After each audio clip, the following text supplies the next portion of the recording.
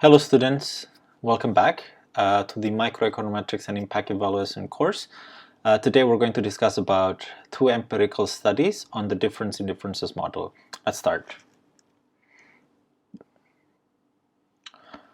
So there are going to be two studies that we're going to discuss today. So the first study is the Mississippi experiment. This is back in the Great Depression era. Very interesting paper. And the second one is the school construction program in Indonesia, which evaluates the impact of the SD INPRES program. Okay, so let's start with the first study, the Mississippi experiment. This is based on a study by Gary Richardson and William Troost, entitled Monetary Intervention Mitigated Banking Panics During the Great Depression, Quasi-Experimental Evidence from the Federal Reserve District Border in Mississippi from 1929-1933. This paper was published in Journal of Political Economy. Okay, so the main motivation of this paper is that should the central bank provide loans to banks in the event of a capital flight? Given that the issue during the Great Depression era, and so it's quite possible that there will be capital flight. For example, individuals are going to withdraw their money from the banks. And so the argument for the loans by the central bank is, first, banks meet urgent withdrawal demand. And second, there will be no need for a bailout. And so the argument against the central bank loans is that central bank should be worried that there could be bad debts in the bank balance sheet. And so providing banks with these loans might not be as useful because there are bad debts in the balance sheet anyway. The second argument against central bank providing loan is the moral hazard. Now, if you know that you're insured, then your behavior might be quite different. So in this particular case, if you know that you're going to be backed up by the central bank, then you might be more reckless in the sense that you'll be, getting less prudent approaches, and you're going to get more bad debts. So that's going to be the argument for, and the argument against the providing banks with loan by the central bank. So the moral hazard is a quite serious issue, and the Economist editor-in-chief Walter Beckerhout back in 1873 said that if the banks are bad, they will certainly continue bad and will probably become worse if the government sustains and encourages them.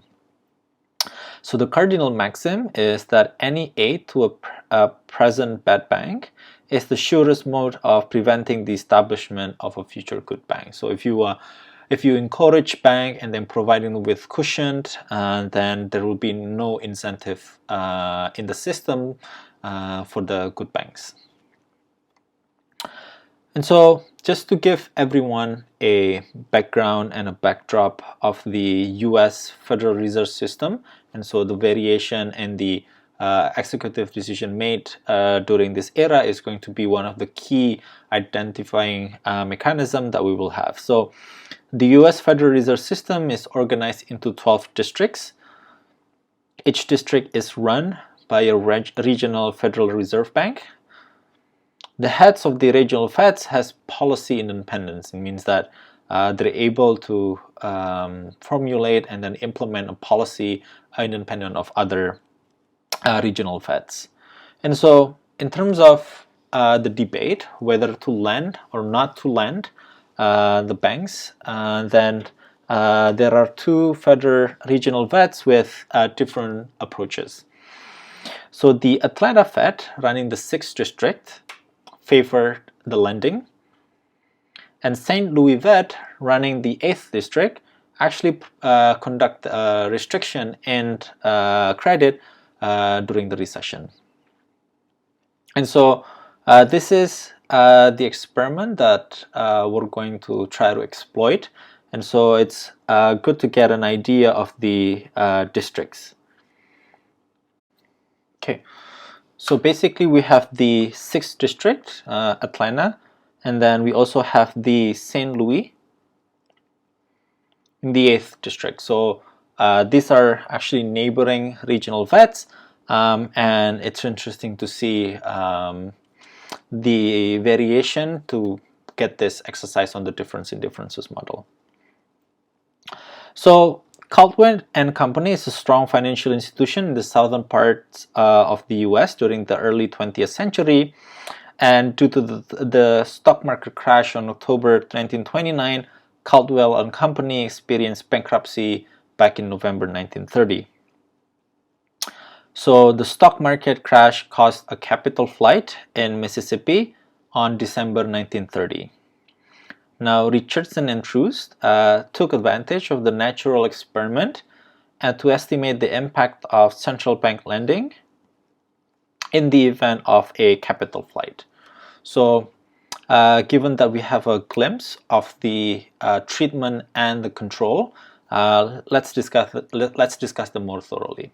So the idea is that you have the Atlanta regional Feds, and you also have the St. Louis Fed, with two different approaches on central bank lending.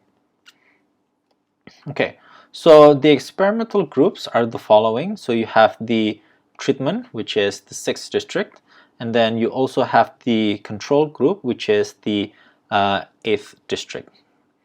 So we're trying to take advantage of the differences in the bank loans between the 6th and the 8th district. So in particular, in the 6th district, the loan to banks increased by 40%, and then the 8th district, the loan to banks decreased by 10%. So the main outcome of interest is the number of banks opened 8 months after the beginning of the crisis.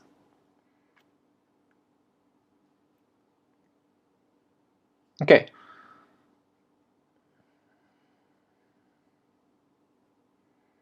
Okay. So the main outcome of interest is the number of banks open 8 months after the beginning of the crisis, which is July 1, 1931.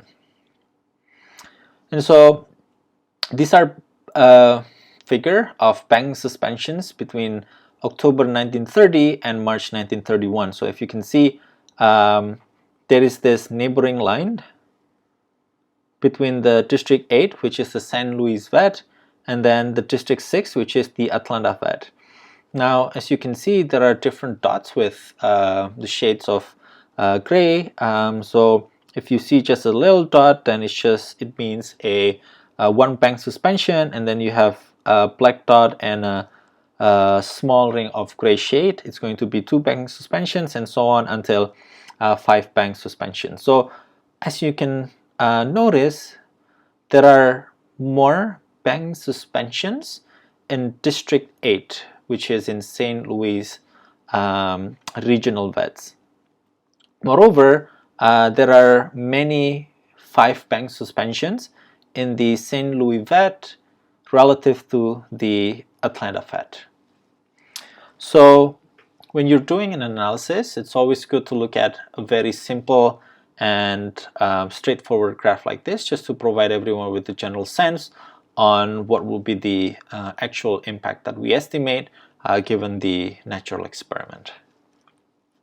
And so one way to estimate the impact of Fed's lending is to actually compare the number of banks opened in the 6th and the 8th district after the crisis. So given the crisis, there are going to be a few banks left open, and so the idea is that we're going to see how many banks are still open after the crisis.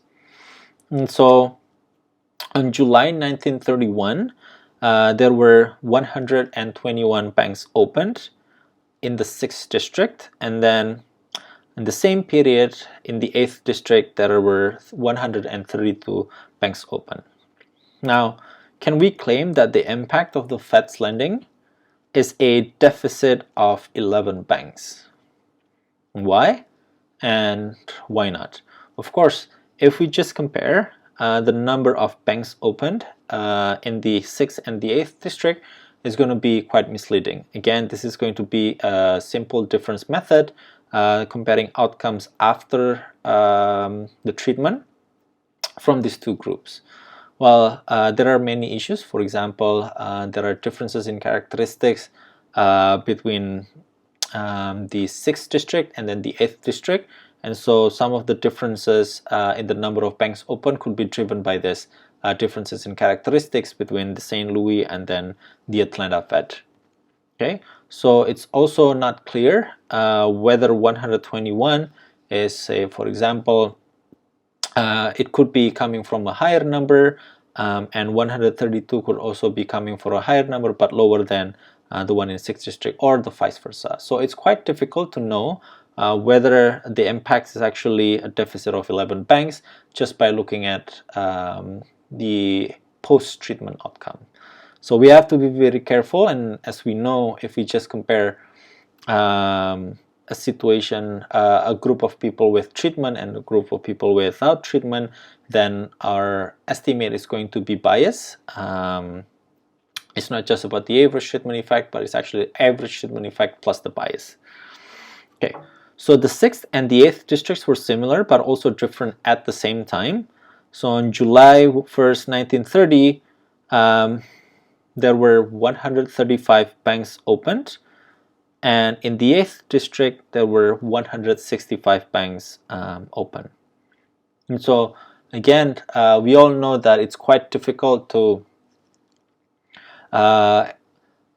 estimate the impact using the pre-post method. So you compare the number before the crisis and the number of banks after the crisis.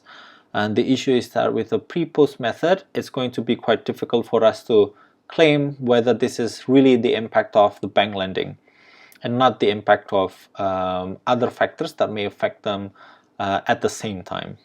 Okay, so the big question is, how should we estimate the impact of the Fed's lending then? Well, given that there are two neighboring regional VETs, the St. Louis and the Atlanta, and at the same time the neighboring regional Feds are actually conducting a very distinct policies. And so what we can do is that we can use the difference in differences model to analyze the Mississippi experiment. So let Y subscript dt denote the number of banks open and district D in year T. And so basically the simple DID estimate is the following. And so it's the outcome of the 6th district in 1931, that is after the implementation of the crisis, or after the crisis. And then Y6 1930 is actually the outcome before the crisis. Y8 1931 is the outcomes, or the number of banks in District 8 after the crisis, and then Y8 1930 is the number of banks in the 8th district before the crisis. So basically, as you know, we have two differences, and then what we're going to do is that we're going to take the difference in the differences to get an estimate on the effect of bank lending. Okay, so DID contrasts change in the number of banks operating in the two districts. So what we're aiming at is that the trend in the number of banks open is actually parallel in the 6th and the 8th district prior to the crisis. However, after the crisis, then there will be a slight difference in the treatment group. So there will be a deviation on the trend in the treatment group, and so that's going to be our estimate of the DID.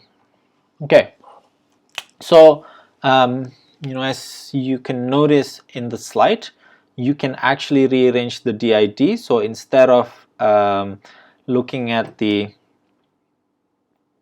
pre and post outcome difference in each district, what we're going to do is that we're going to look at a simple difference across district within the same period, and then take the difference of the two.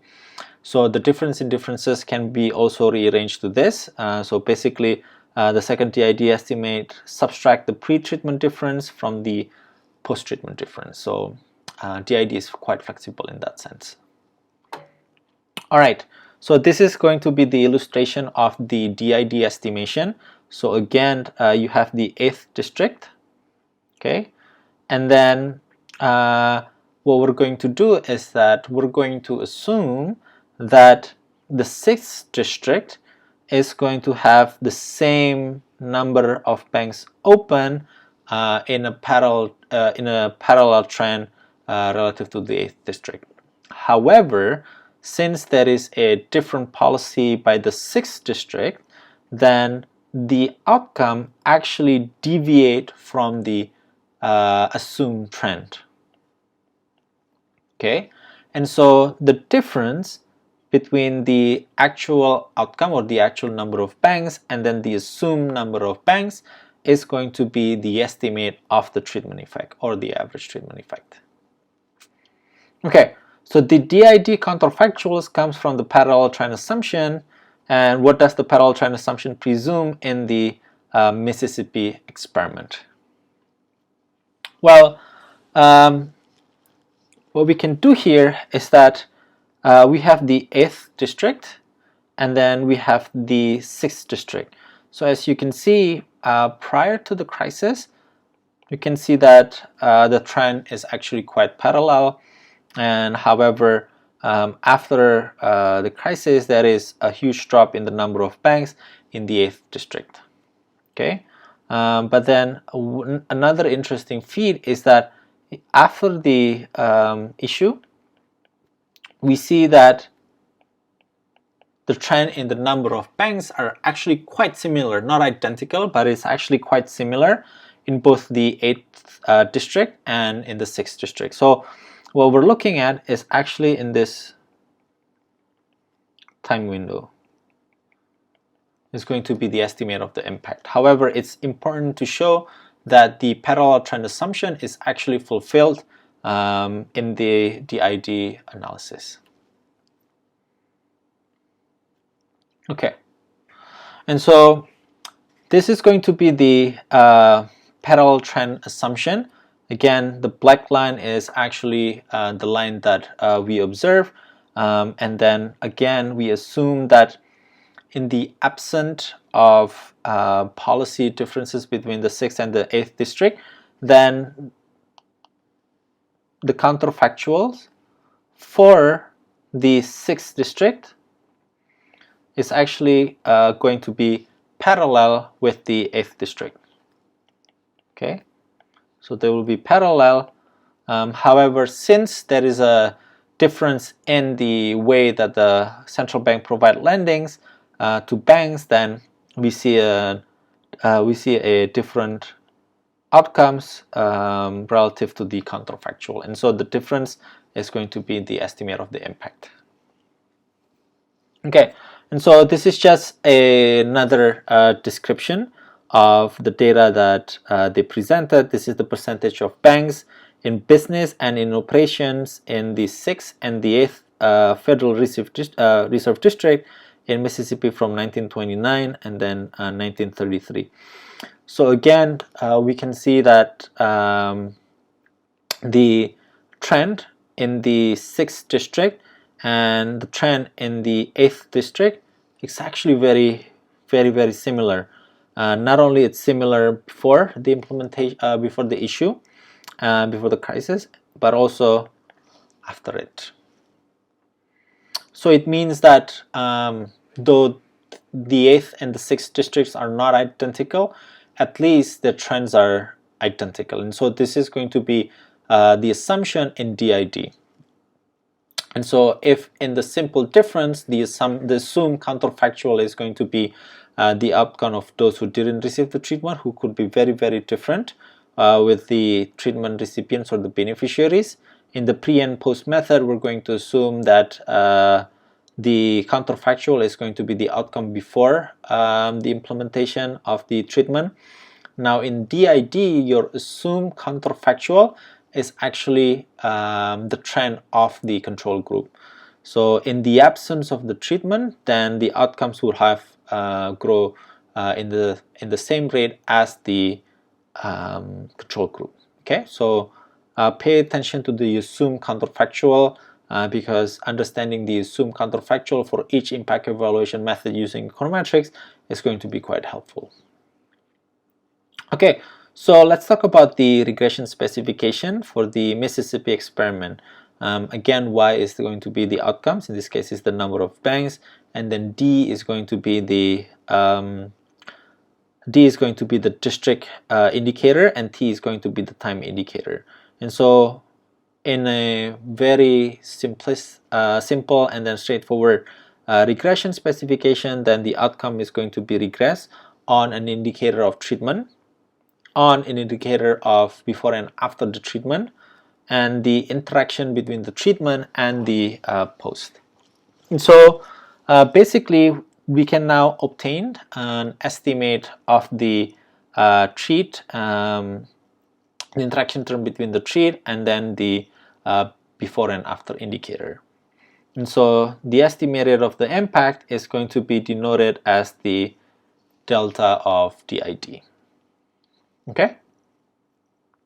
So what does the result say? Well, we're going to look at here.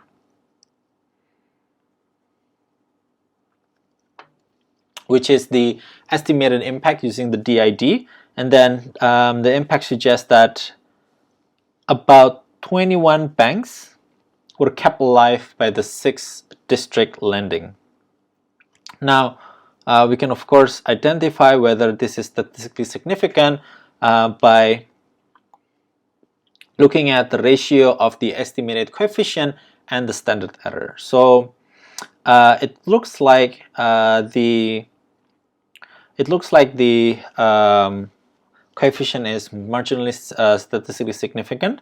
So it's interesting to see that the effect of the treatment is actually significant. Okay, so it's also interesting that, okay, we know that the lending actually saved banks during the Great Depression era or during the recession, but did the policy help real economic activity, particularly non-bank businesses and jobs? And so, the idea is that if the banks are kept open, then the economy could still go, in a proper manner, in the sense that the credit channeling is still going to be conducted by these banks in the market. And so, they're also looking into the number of wholesale firms, and they're also looking at the net wholesale sales. So the differences estimate are positive, and so this implies that the bank lending, not only that they save the banks, but also it also improved the number of wholesale firms as well as the net wholesale sales. Okay, so the conclusion is that the Atlanta's Fed policy saved many 6 district banks. Moreover, the Atlanta's Fed policy saved non-bank businesses and jobs as well. And so given these results, the St. Louis Fed governor reversed his policy by increasing lending in 1931.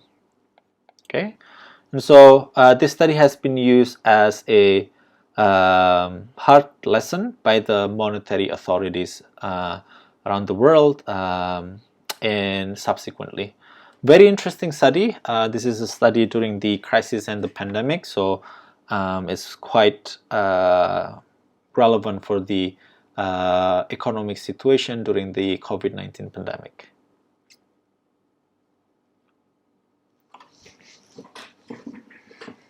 Okay, so the next study is going to be a school reconstruction program in Indonesia, and this is a study by Duflo entitled Schooling and Labor Market Consequences of School Construction in Indonesia, Evidence from an Unusual Policy Experiment. This paper was published in the American Economic Review back in 2001. And so we've seen this Minserian model over and over again over the course of the impact evaluation microeconometrics course.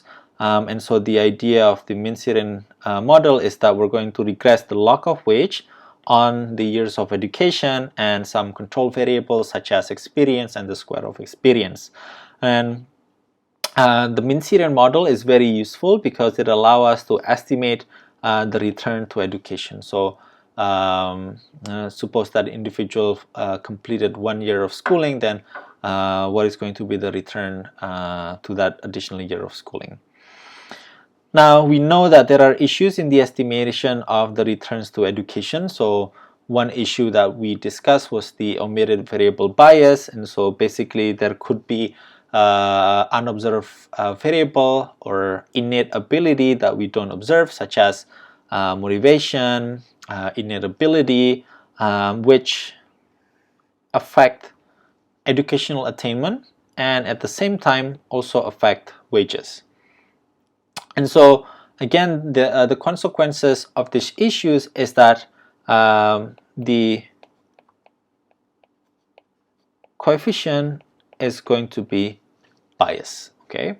And so it's not going to reflect the true effect of the education on wages. And we have discussed that in the issue of omitted variable bias, particularly if the omitted variable is ability, then we would have a overestimated effect.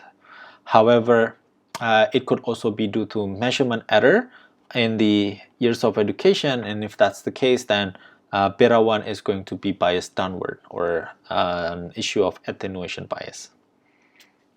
And so how much will education levels and human capital increase if the government builds more schools? This is another interesting research question that was posed by so many researchers at that day, looking at whether the intervention at the supply side is going to be helpful.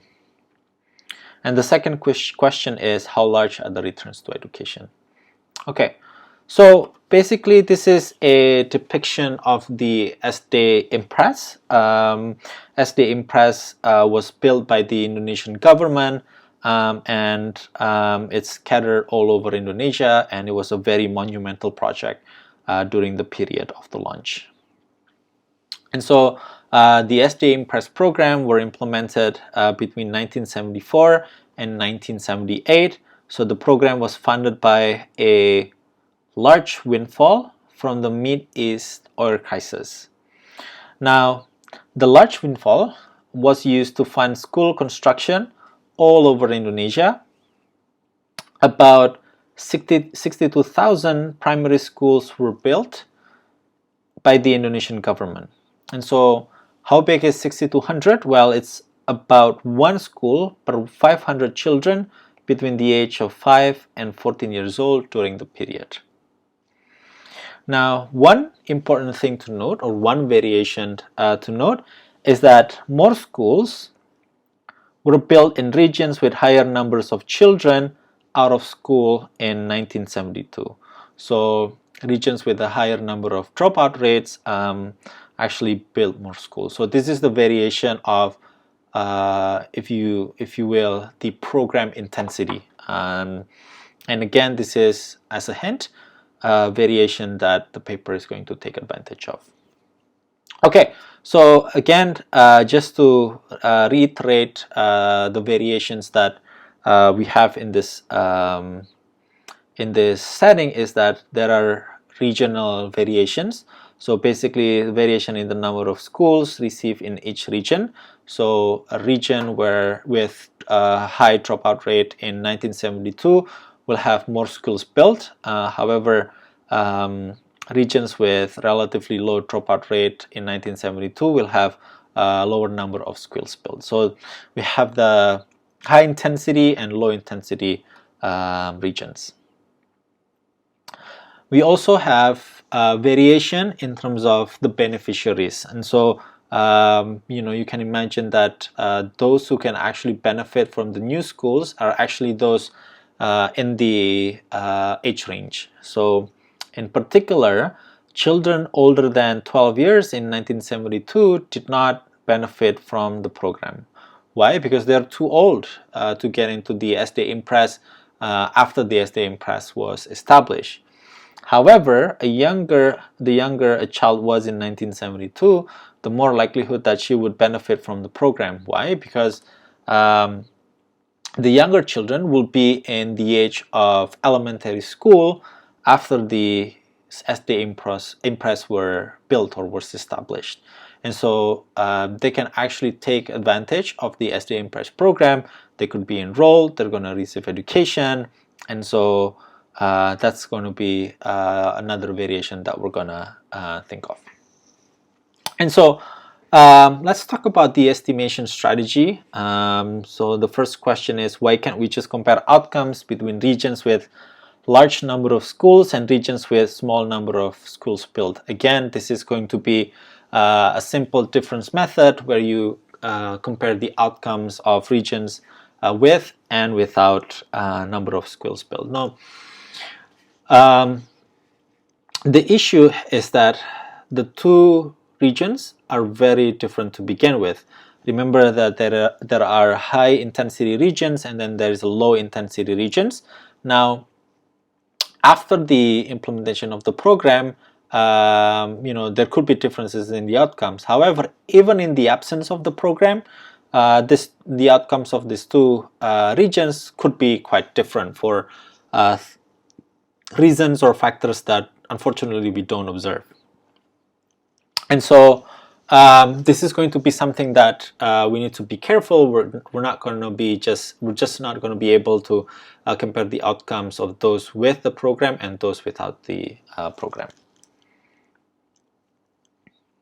Okay. Now, another estimation strategy is going to be, why can't we just compare outcomes within children that did not benefit from the program and children that benefit from the program? So this is not a pre-post kind of like idea, but it's actually comparing between those who received the treatment, which are individuals or children born before 1970, the younger cohort in 1972, and then the older cohort in 1972, which were not able to actually take advantage of this SDA INPRES program. Well, the issue is that there are going to be cohort effects, so there are things that we do not observe that's going to induce differences in the older versus the younger cohort. And so this is not going to be a clean method to identify the effect of the SDA INPRES program. Now, however, we can combine the two variations. So we're going to combine the regional variations in terms of the program intensity. So you have the high and low intensity, and you can also combine it with the younger versus older cohort. And so this way we're going to use the difference in differences estimation. Now, you might be wondering, well, this is quite different with the standard DID setting where we have before and after. And then in addition, you have those with and without the program. Yes, this is indeed quite different with the standard DID model that we've learned before. However, the idea is still the same. So you have this younger and older cohort who took advantage of the program, and at the same time you have this high and low intensity, something that we're gonna take a look. So data on children before and after the program, so pre versus post. So the data on children born in communities in which many schools were built, so this is the treatment, and communities in which few schools were built, and this is going to be the control. Okay, so high intensity, low intensity. So this is going to be the definition of treatment and control. After controlling for fixed differences between regions and time trends, the questions are, did children born in areas with more newly built school get more education? And did they eventually earn more in the labor market? So these are the two burning questions that we're going to discuss. Now, let's simplify the problem before estimating the impact of the program. Again, what we're going to do is kind of like reduce the dimension of the program intensity. So instead of using the concentration, like the number of schools per kids for 1,000 kids age 5 to 12, we're just going to categorize it into high and low. Okay, and then let the treatment and the control groups be decided on age in 1972.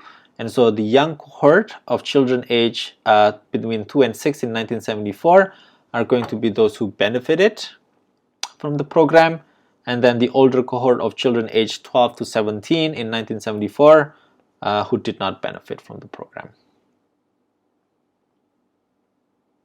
Okay, so again, this is going to be a depiction on the average years of schooling between the different groups in our model. And so suppose that we concentrate on the high intensity regions, and we're going to compare between the young cohort and then the older cohort. And so as you can see here, on average, the young cohort completed more years of schooling relative to the older cohort. And so the younger cohort, on average, they receive higher schooling. Now again, the difference of 0.47 could not be exclusively be attributed to the school INPRES program. So it could be the fact that these two cohorts are very different to begin with, and so we cannot claim that the difference is the sole SD INPRES program. Now let's look at the average years of schooling in the low intensity area. So as you recall, during the design of the SD INPRES program, the government actually built more schools in areas with high dropout, and so that's going to be the high intensity. And the government are actually building less school in the low program intensity. And so since the low program intensity has a lower rate of school dropout to begin with, then on average the years of schooling or the educational attainment is going to be higher in the low intensity program relative to the high intensity program, and this is true for all cohorts. Okay. However, again, it's going to be quite difficult for us to claim that, hey, the 0.36 could be the impact of the school intensity program. No, it's quite difficult to claim that because, again, there will be systematic difference between the young and the older cohort in such a way that we can just claim that this is the true or the only reason or the only effect of the SD INPRES program. Okay. Now, however, what we can do is we can take the difference in differences, okay? And so what we get is 0.12, and so the average years of schooling increases by about 0.12 in response to the SD INPRES program. And so the idea is that, you know, in the absence of the SD INPRES program, then the increase in the average years of schooling in the high intensity program would have been the same with the intensity, the change in the average years of schooling in the low intensity regions. However, since there is this SD INPRES, then the actual outcome actually deviate from the assumed counterfactual of 0.36. And so the difference is going to be the estimate of the impact. Now, it's also very interesting to note that we can take a look at the placebo. So the placebo in this case is actually another old cohort, but the difference is that it's going to be the very old cohort. So you have the young cohort who took advantage of the SD INPRES program.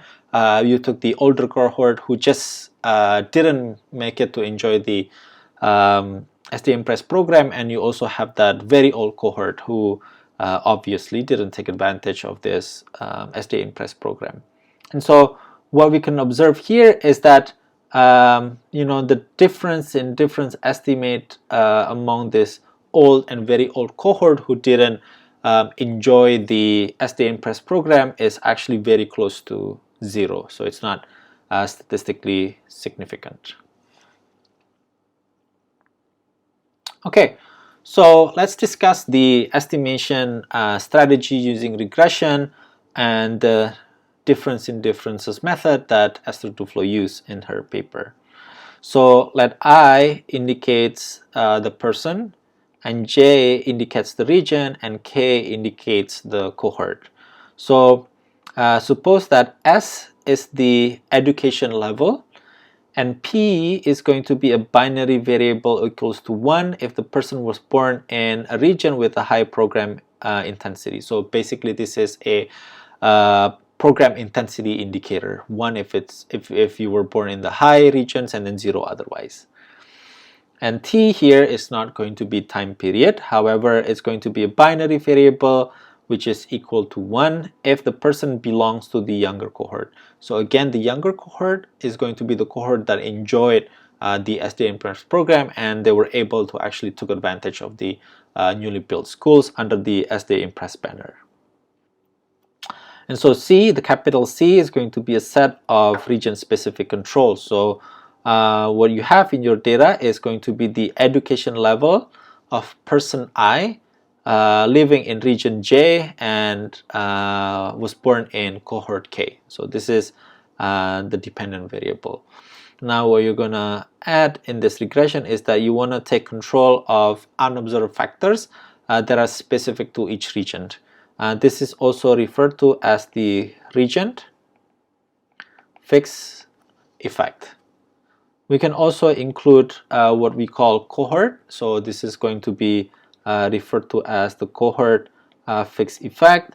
And then we also have the effect of the program, which is going to be gamma. So gamma is going to be the coefficient of interaction between low and high intensity program indicator, and then the young versus the old cohort.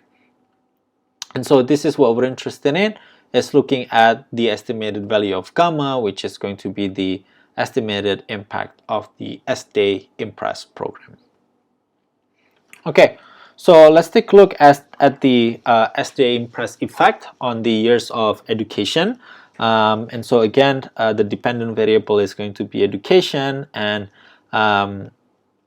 if we look at the coefficient for the interaction between the program intensity and the young cohort, then we're going to get about 0.124 until 0.188. Again, this is going to be dependent on the controls that you include. So suppose that we focus on the third specification, and in this third specification we include the year of birth and the enrollment rate in 1971 as control variable, and we also include the year of birth with the other INPRES programs. And so after we include those variables, we actually see different in the we actually see a difference in the estimate, and then in particular the SDA INPRES effect is higher in the last specification.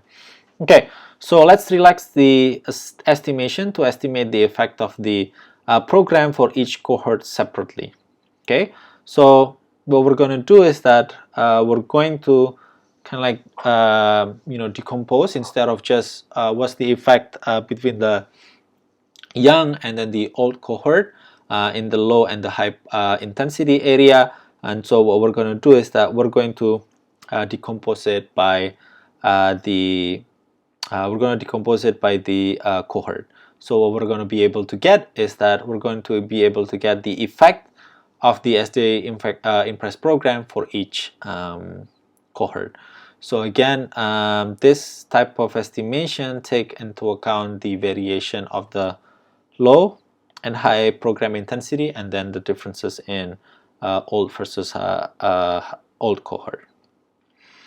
And so this is going to be the age in 1974, but it's presented in a reverse manner.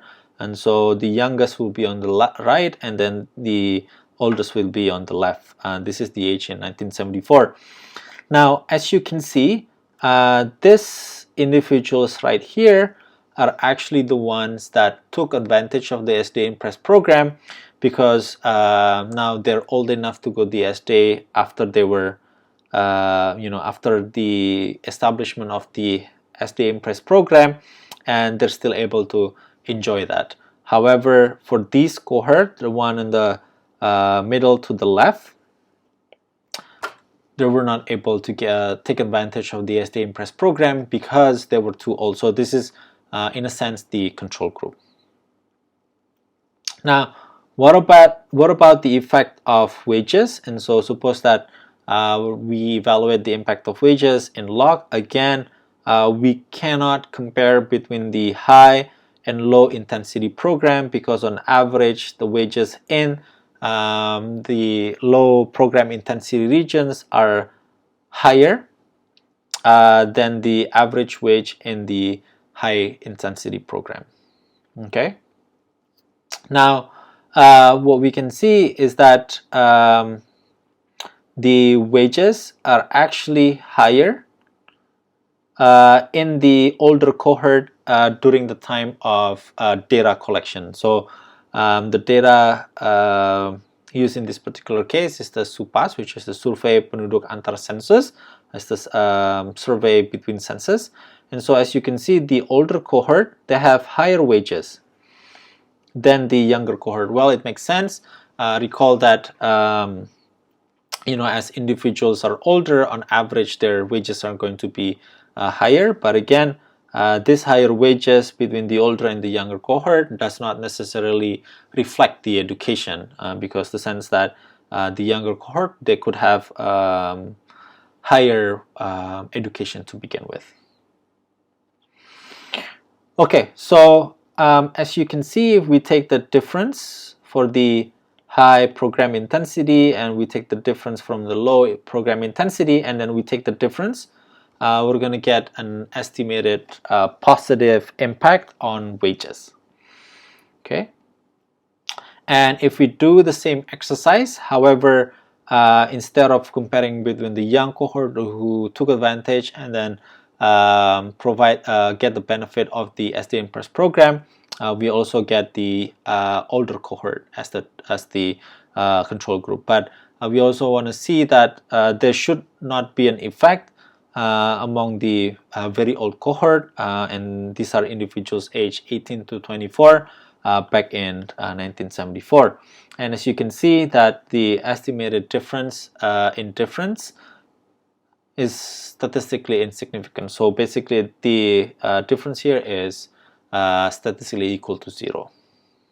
Okay, now let's look at the OLS estimation. So the OLS estimation on log hourly wages is about 0.027, so it's about 2.7%. So and it's statistically significant at the 1% level. So what we can observe from this exercise is that the effect is quite large. Okay, just to conclude from this study by Esther Duflo, so the years of schooling completed and wages actually grew faster in areas with higher intensity of SD INPRES. And so this implies that the effect of school supply or the supply side intervention is actually successful. And then in her paper, Esther Duflo further estimate the impact of the education on the wages or the return to education. And her paper suggests that additional year of schooling leads to an 8% increase in adult wages. So thank you for your attention, and I'll see you in the next lecture.